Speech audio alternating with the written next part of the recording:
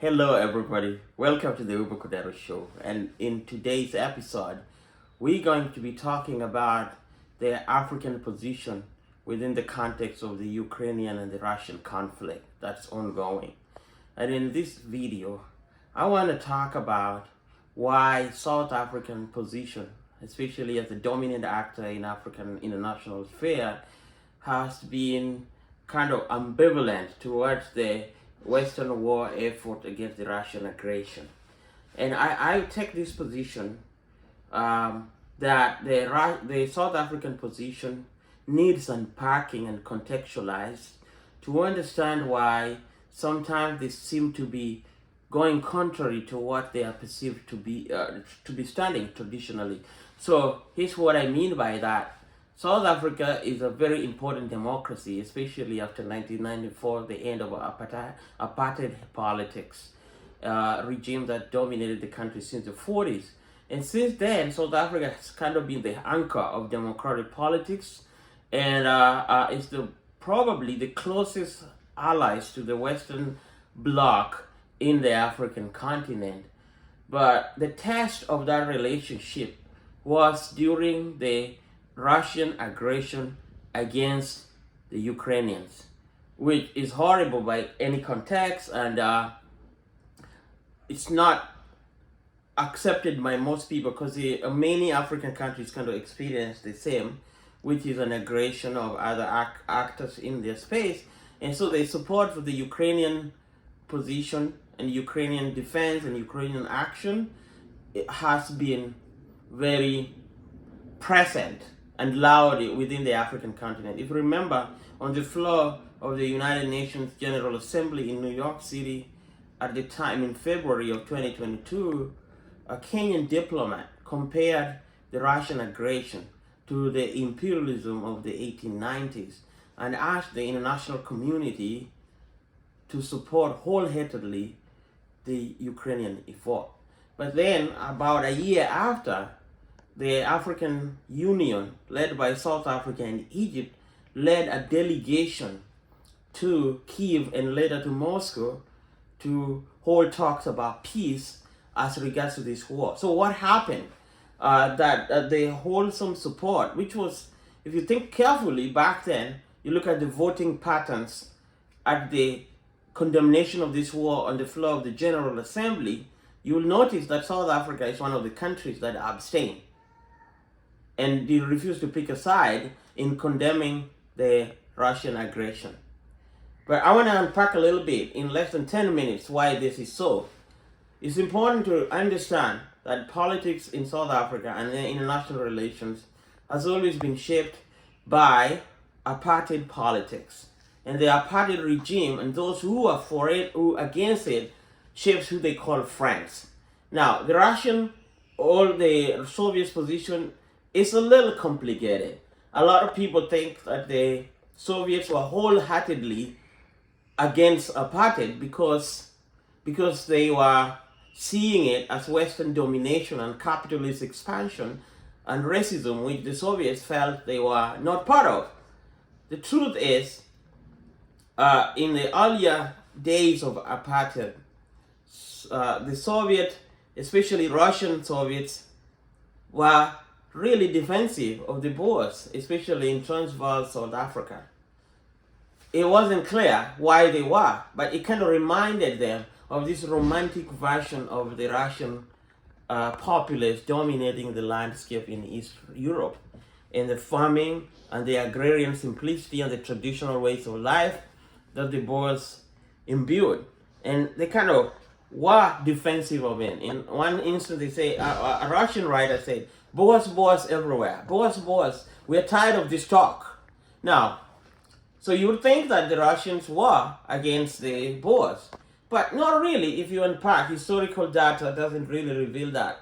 There were moments of shift in policy, especially after 1960s, mostly influenced by the war in Angola and later on in Namibia, that a geopolitical position was made on the part of the Soviets to support African decolonization in order to try to attract them to the communist bloc that was gaining momentum, especially after Che Guevara's incursion in the Congo and the Cuban involvement in Ethiopia and later on in Angola. So that shift in policy was crucial in generating momentum for anti-apartheid and anti-white minority rule in Southern Africa. And since then, the Soviets had been seen as friends of many African countries that were fighting decolonization.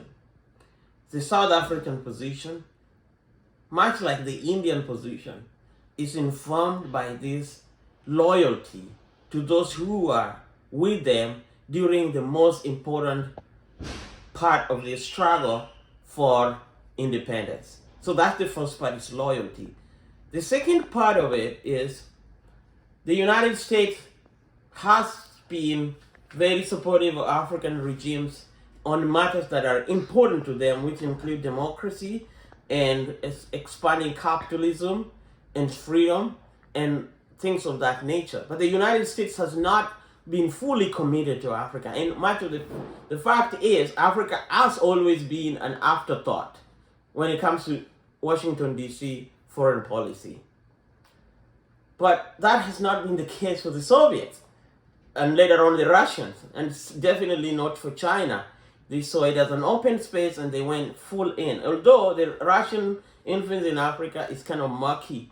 There's a lot of things they do, especially as regards to mercenary groups like the Wagner group that's now in the news every day.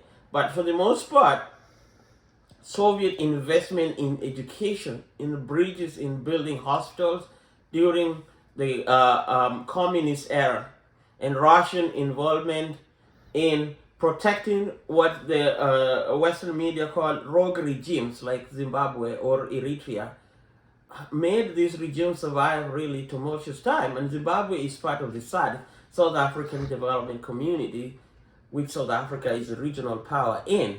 So it puts them in such an odd position whether to support the Westerners led by the United States, which for the most part until 1980s were really in bed with the white-led regimes in the Southern Africa, or going with the Soviets and right now the Russians or the Chinese. And most of these regimes in the South, in Africa, have chosen to play a careful balancing act of supporting Western nations when it's in their interest and condemning the war, but not necessarily going full blow as regards to supporting the Ukrainian effort.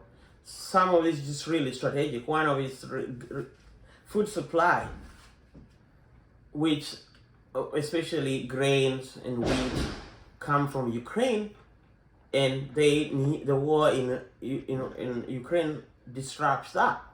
Therefore, they will approach Russia carefully, asking them, well, lift this button so we can have access to these grains, because it's impairing our ability to feed our people.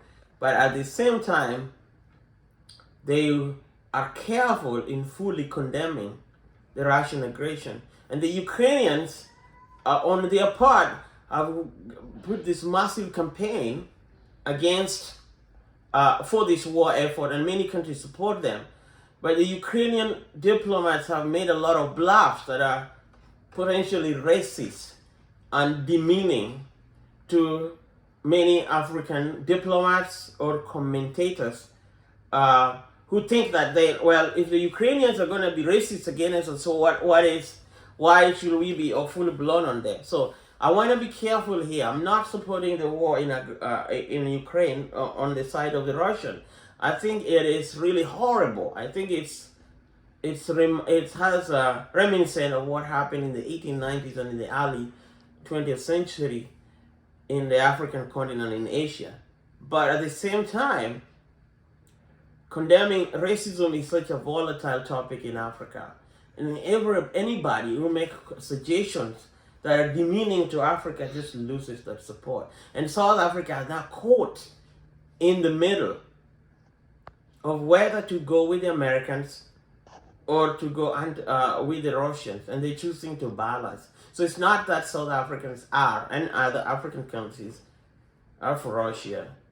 It's that they're careful, balancing where their interests lie in a strategic angling of their foreign policy, while cognizant of the history and legacies of imperialism and racism.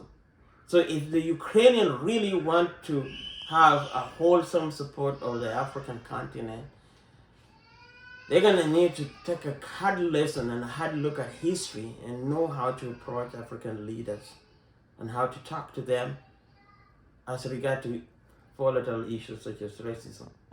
Thank you, and I hope this has been informative to you. I'm looking forward to making further videos on issues that you comment on. Please be sure to subscribe and let us know what you think. Thank you very much.